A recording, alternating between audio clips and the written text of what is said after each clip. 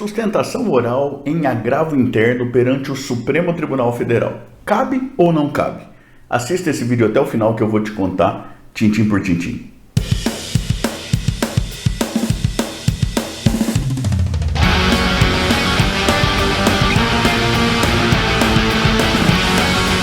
Eu sou o professor Thiago Caversan e compartilho semanalmente, aqui mesmo no canal, vídeos relacionados à teoria e à prática do direito, como esse vídeo de hoje, em que eu falo sobre a questão da sustentação oral em agravo interno perante o Supremo Tribunal Federal. E isso já a partir de vários anos de experiência como advogado e também como professor universitário.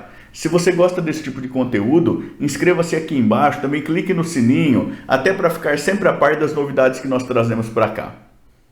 Hoje eu quero conversar brevemente contigo sobre a questão do cabimento ou não de sustentação oral em agravo interno perante o Supremo Tribunal Federal, que é uma questão que, na realidade, pode ser replicada para outras cortes superiores, como é o caso do Superior Tribunal de Justiça, do Tribunal Superior Eleitoral também, por exemplo. E é uma questão que tem sido repetidamente trazido à tona por conta de vídeos que tem viralizado por aí, em que o advogado pede para fazer a sustentação oral, ele se registra, na verdade, anteriormente, tudo conforme manda o figurino, para fazer a sustentação oral, e aí se apresenta para fazer a sustentação oral, e em geral, aí o ministro relator acaba dizendo ao advogado que ele não tem esse direito, porque ofende o regimento interno do tribunal, esse tipo de coisa. Isso tem gerado alguma controvérsia, e eu vou te dizer que em alguns casos parece que o tom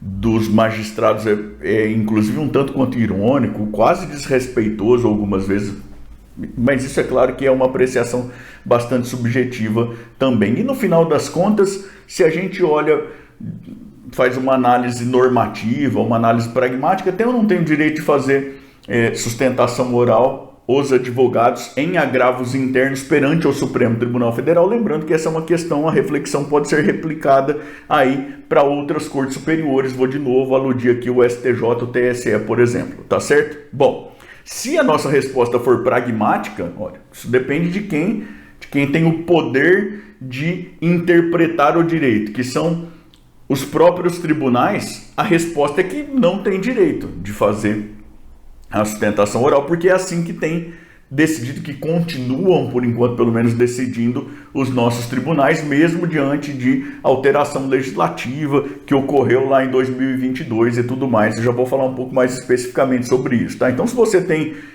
aquela visão realista à brasileira do direito, não tem direito, porque os tribunais têm dito que não tem direito, isso a partir do próprio Supremo Tribunal Federal, sempre com referência ao seu próprio regimento interno, tá certo? Agora, veja que a questão é um pouco mais problemática do que pode parecer se a gente tem uma análise normativa da coisa, né? Se os textos normativos nos dizem alguma coisa, se a gente quer pensar em uma visão de ordenamento jurídico hierarquicamente escalonado, esse tipo de coisa. E aí é sobre isso que a gente vai refletir um pouco agora, tá certo? Por conta do seguinte, antes eu vou te lembrar do para que serve o agravo interno, como que a coisa funciona e por que era e continua sendo um tanto quanto problemático. O agravo interno é recurso regulado lá pelo artigo 1021 do Código de Processo Civil, tá certo? Do Código de Processo Civil atual. É um recurso que cabe contra decisão singular, contra decisão monocrática, contra decisão de um único julgador em órgãos colegiados.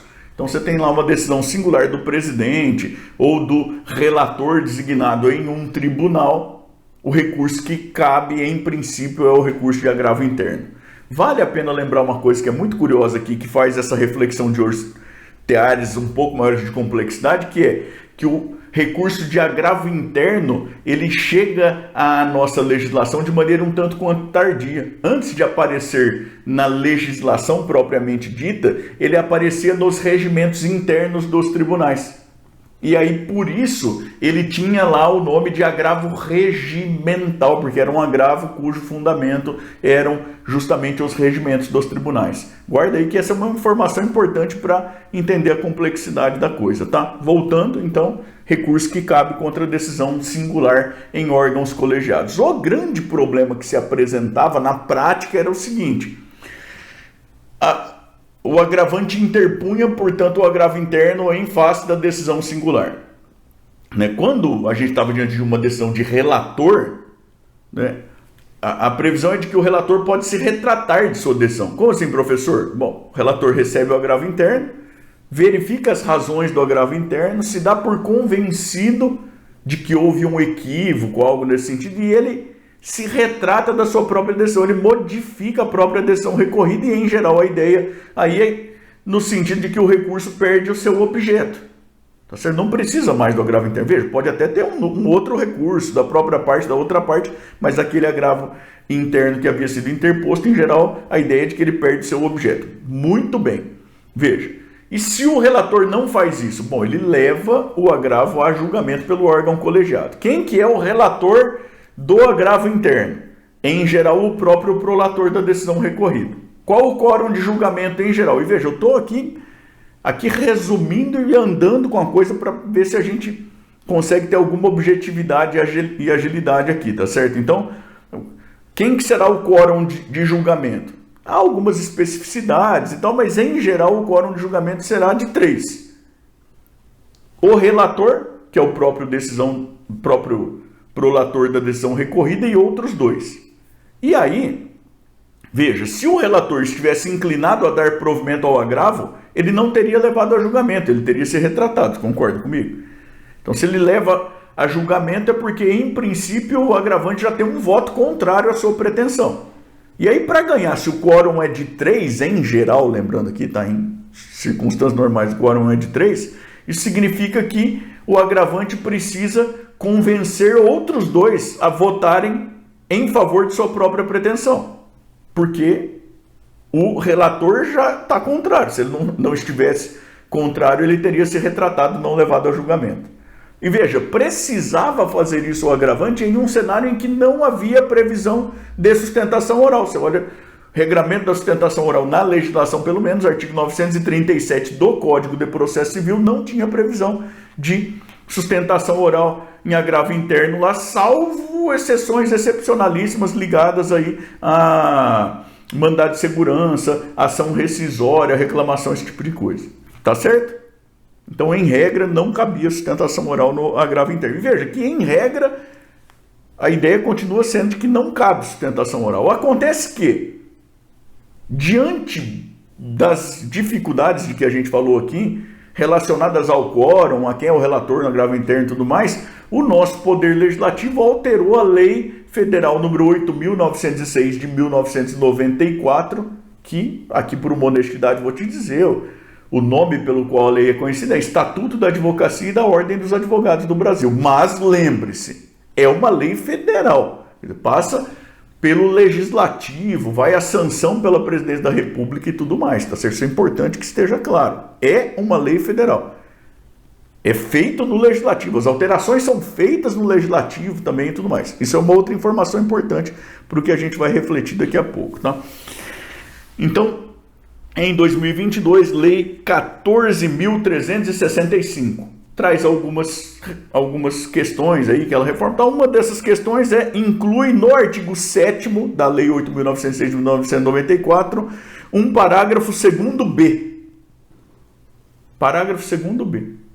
Veja, do que trata o artigo 7º da Lei 8.906 de 1994? De direitos do advogado, daquilo que em geral se chama aí de prerrogativas profissionais e tudo mais.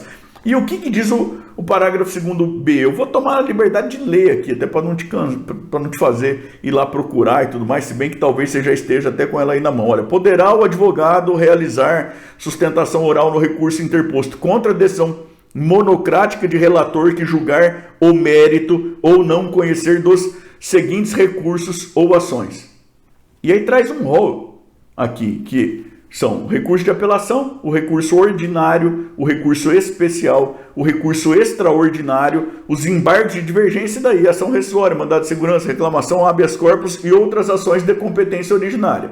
Competência originária de quem? Dos tribunais. Nós estamos falando de agravo interno aqui, decisão monocrática de relator, ou seja, sistemática própria de tribunais. Tá certo? Então vejam. Em 2022, o nosso legislativo traz um dispositivo incluído lá no artigo que trata dos direitos do advogado. Ele diz, olha, é direito do advogado realizar a sustentação oral nessas circunstâncias, quando, por decisão monocrática, o relator julgar o mérito ou então não conhecer dos seguintes recursos. Isso lá na forma do artigo 932, quando cuida lá das atribuições do relator, tá certo? Então você pode ver lá parágrafos 3º, 4º, incisos 3º, 4º e 5º, por exemplo, do artigo 932 do Código de Processo Civil, você vai entender bem de que situação nós estamos tratando aqui. Bom, com tudo isso, a partir de 2022, apresenta seu advogado, olha, desejo realizar a sustentação oral, foi negado conhecimento aqui ao meu recurso extraordinário, por exemplo, qualquer coisa assim, vem os nossos magistrados, os ministros, e dizem o seguinte, não tem sustentação oral. Então, eu tenho, a lei me garante. Aí, o que dizem os nossos ministros? Não pode porque o regimento interno do tribunal é contrário à sua pretensão. Como assim o regimento interno é contrário à minha pretensão? A minha pretensão está garantida na lei, mas o regimento interno do tribunal é mais específico. Veja, que a gente tem duas questões aqui de teoria do direito que são de extrema importância. A primeira é a questão da hierarquia das normas. Veja, a prerrogativa de realização de sustentação oral está em lei federal. E o regimento interno dos tribunais não é lei federal. Tem muita gente que vai dizer que tem status de lei federal e tudo mais, mas formalmente falando, não é lei federal.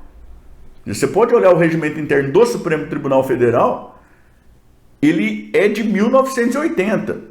Ele não passa por um diálogo interinstitucional. Não. Ele é feito pelo próprio Supremo Tribunal Federal, sem submeter ao Poder Legislativo, sem submeter ao Poder Executivo. Lembre-se, quando a gente fala da Lei 8.906 de 1994, a lei é do Legislativo, passa por sanção do Executivo. Não é assim que funcionam os regimentos internos. Veja que há emendas regimentais. As emendas regimentais também são feitas exclusivamente dentro do contexto dos tribunais. Isso vale, inclusive, para o Supremo Tribunal Federal. Então, veja que pode até ser controverso, mas é um tanto quanto complexo a gente colocar lei federal e regimento interno de tribunal na mesma altura hierárquica do nosso ordenamento. E uma segunda questão que é da própria especificidade, vem o Supremo Tribunal Federal, por exemplo, e sobre isso eu vou dizer especificamente o dispositivo, e você pode procurar nos outros tribunais aí, eu não quero ser mais cansativo do que eu já sou em geral, mais cansativo do que o estritamente necessário. Os nossos ministros em geral não têm esse trabalho, não se dão esse trabalho de fazer alusão específica ao dispositivo, mas você pode procurar lá, salvo engano, eles estão fazendo referência ao artigo 131, parágrafo 2º do Regimento Interno do Supremo Tribunal Federal. E veja você que é da redação originária lá de 1980, um tanto anterior à Constituição Federal. Então, nos julgamentos, o presidente do plenário ou da turma, feito o relatório, dará a palavra sucessivamente ao autor, recorrente, peticionário ou impetrante, e ao réu recorrido ou impetrado para sustentação oral.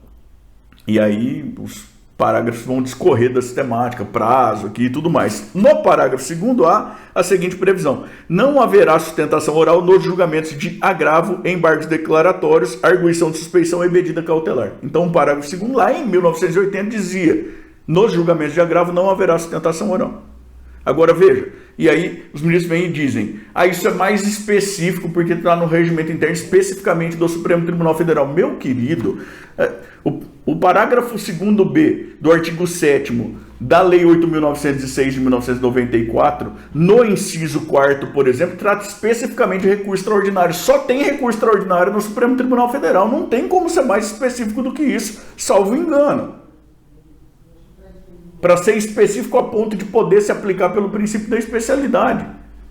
Entende? O inciso 5º trata de embargos de divergência. Só tem embargos de divergência nos tribunais superiores.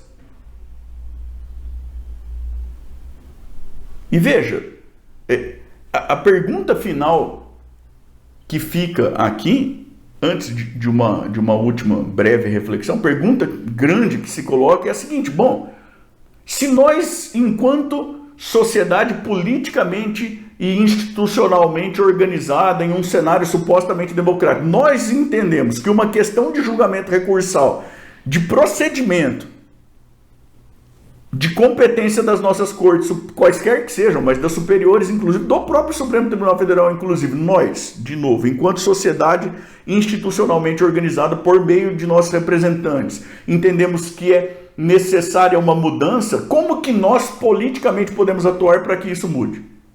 Ou nós vamos ficar sujeitos sempre à vontade e ao entendimento dos 11 da vez, no caso do Supremo Tribunal Federal, dos no mínimo 33 no caso do Superior Tribunal de Justiça e assim por diante? Veja, isso é uma pergunta importante de se fazer. Nós, enquanto... O que é que nós estamos fazendo? Nós estamos fazendo emenda constitucional? Ou nem por emenda constitucional? Ou seja, o entendimento dos 11 virou tão importante quanto ou mais importante do que cláusula pétrea. E aí, se a gente chegar a um ponto em que a gente não concorde definitivamente, o preço que nós temos que pagar é mudar de Constituição. Decidir não ter mais o tribunal, sei lá, numa nova Constituição. E veja, não estou sugerindo que nada disso seja o razoável, nem o desejável, nem nada. Eu sou um grande defensor das instituições. Mas é necessário que as instituições se levem a sério também, não é possível uma coisa assim, e que levem as demais instituições do Estado democrático de direito e no Estado de direito mesmo, né? Talvez nem precisa ser democrático, é necessário que se leve os demais poderes minimamente a sério também. E aí, veja, você pode estar bem se perguntando aí, com base no que eu tinha dito antes. Professor, mas o agravo regimental surgiu no contexto dos regimentos internos dos tribunais, para depois virar agravo interno. Então, o regimento interno dos tribunais pode fazer muita coisa. Veja, para mim parece que é aquele poder de maneira subsidiária. Você pode fazer desde que haja silêncio e desde que não haja incompatibilidade. Talvez.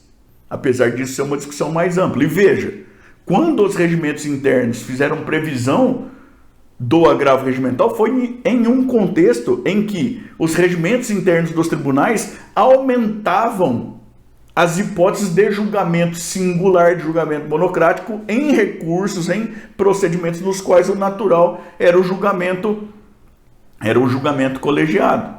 E de toda maneira, você pode até pensar que o regimento interno do tribunal pode, sob as luzes da Constituição Federal, aumentar o âmbito de efetivo contraditório, de ampla defesa com os meios e recursos a ela inerentes, mas não limitar, sob pena de ofensa mortal, a própria noção de devido processo legal. Isso se eu não estiver muito enganado, pelo menos. Então, assim, cabe, para síntese final muito apertada, cabe agravo regimental, cabe sustentação oral nos agravos internos de competência do Supremo Tribunal Federal, do Superior Tribunal de Justiça, do Tribunal Superior Eleitoral. Bom, eles próprios vão entendendo que não. Agora, o que parece é que a lei garante que sim. Lei que, para mim, parece que é hierarquicamente superior ao regimento interno e que não fica atrás em especificidade, porque a lei está tratando lá no parágrafo 2º-B do artigo 7º da Lei 8.906 de 1994, especificamente de agravos de competência dessas cortes superiores. Não tem como ser mais específico do que isso, salvo engano, né? E a grande pergunta que fica é, para a gente não precisar ter briga institucional nem nada disso, agir como gente adulta mesmo, se não é por lei federal desse jeito, como que é que a gente pode alterar, se a gente considerar isso politicamente desejável? Porque uma outra questão para uma outra discussão e tudo mais, que passa um pouco por aquilo que nós falamos, mas é assim, precisa mesmo? É bom mesmo que tenha? O mais eficiente, o mais conveniente é que possam fazer sustentação oral nesses agravos internos os advogados? Agora veja, essa é uma questão de conveniência política, não é mais uma questão estritamente jurídica, pelo que me parece, de novo, se eu não estiver muito enganado. A discussão é muito interessante, é muito importante também. Eu queria te pedir, por favor, para contar para mim o que é que você faz, de onde é que você me assiste e qual que é a sua opinião sobre essa questão por meio dos comentários aqui embaixo. Eu gosto muito de saber quem está assistindo o vídeo, o que você pensa e também, na medida do possível, gosto de interagir com quem aparece aqui por meio dos comentários aqui embaixo, tá bom? Também queria te convidar a continuar navegando aqui pelo canal, especialmente a partir deste vídeo aqui em que eu falo da finalidade do direito. E também queria te pedir de novo, por favor, para se inscrever no canal, para clicar no sininho, para dar o seu joinha, para me seguir lá no Instagram, no TikTok, porque isso é muito importante para que eu continue produzindo esse material aqui, tá bom? Até mais, tchau, tchau.